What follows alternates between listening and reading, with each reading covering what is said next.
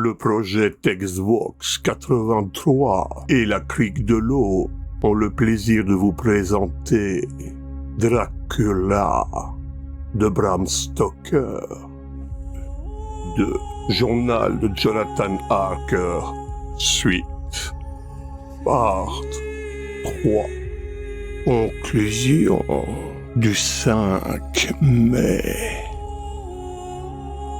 Son nez aquilin lui donnait véritablement un profil d'aigle.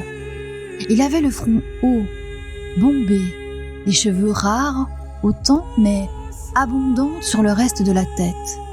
Les sourcils broussailleux se rejoignaient presque au-dessus du nez, et leurs poils, tant ils étaient longs et touffus, donnaient l'impression de boucler. La bouche, ou du moins ce que j'en voyais sous l'énorme moustache, avait une expression cruelle. Et les dents, éclatantes de blancheur, étaient particulièrement pointues. Elles avançaient au-dessus des lèvres, dont le rouge vif annonçait une vitalité extraordinaire chez un homme de cet âge. Mais les oreilles étaient pâles, et vers le haut se terminaient en pointe. Le menton large annonçait lui aussi de la force, et les joues, quoique creuses, était ferme, une pâleur étonnante. Voilà l'impression que laissait ce visage.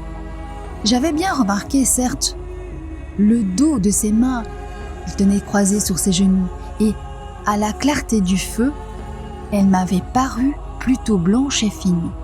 Mais maintenant que je les voyais de plus près, je constatais au contraire qu'elles étaient grossières, larges, avec des doigts courts et gros. Aussi étrange que cela puisse sembler, le milieu des paumes était couvert de poils. Toutefois, les ongles étaient longs et fins, taillés en pointe. Quand le comte se pencha vers moi, à me toucher, je ne pus m'empêcher de frémir. Peut-être son haleine sentait-elle mauvais. Toujours est-il que mon cœur se souleva et qu'il me fut impossible de le cacher. Le comte, sans aucun doute, le remarqua, car il recula en souriant d'un sourire qui me parut de mauvais augure et qui me laissa encore mieux voir ses dents proéminentes. Puis, il alla reprendre sa place près de la cheminée. Nous restâmes un bon moment sans parler, et comme en regardant autour de moi, je levai les yeux vers la fenêtre, je la vis qui s'éclairait des premières lueurs de lune.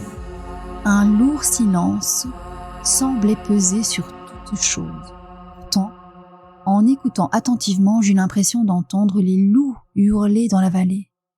Les yeux de mon hôte brillaient, et il me dit : « Écoutez-les, les enfants de la nuit, en font-ils une musique ?» Lisant sans doute quelque étonnement sur mon visage, il ajouta : « Ah, monsieur, des citadins comme vous ne pourront jamais éprouver les sentiments du chasseur. » Pensant soudain à autre chose, il se leva. « Mais vous devez être fatigué, fit-il. Votre chambre est prête, et demain vous dormirez aussi tard que bon vous semblera.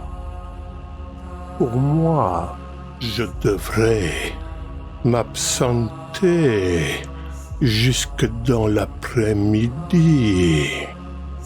Dormez donc autant que vous en avez envie et faites de beaux rêves. » S'inclinant courtoisement, toujours si courtoisement, pour me laisser passer, il ouvrit la porte de la petite pièce octogonale, et de là, je gagnai ma chambre à coucher.